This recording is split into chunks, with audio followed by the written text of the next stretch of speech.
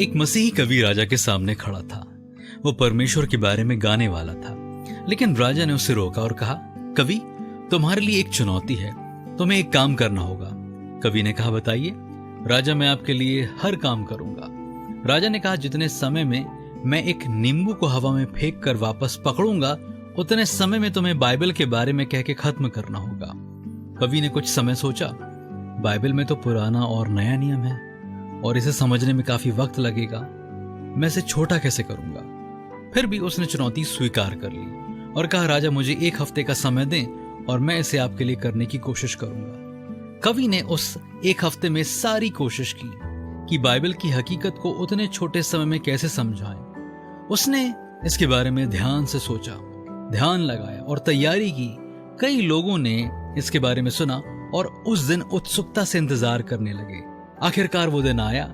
राजा के महल में भीड़ उमड़ पड़ी। राजा ने कहा, कृपया अब हमारे लिए गाओ।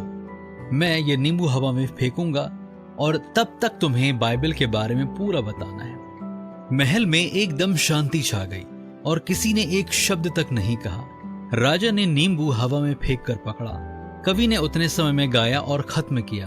कवि ने कहा, यीशु ने क्रूस पर आदम के पाप को जीत लिया। तकरीबन 10 शब्दों में पूरी बाइबल छुपी हुई थी।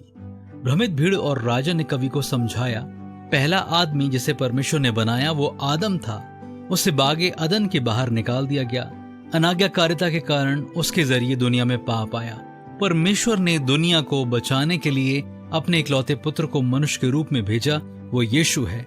उसने हमारे पापों के लिए क्रूस पर अपने आप को चढ़ाया और हमें अनंत नरक से बचने के लिए उसने लहू बहाया और तीसरे दिन वो जी उठा, मौत पर जय पाते हुए, और इस तरह हमें छुटकारा मिला।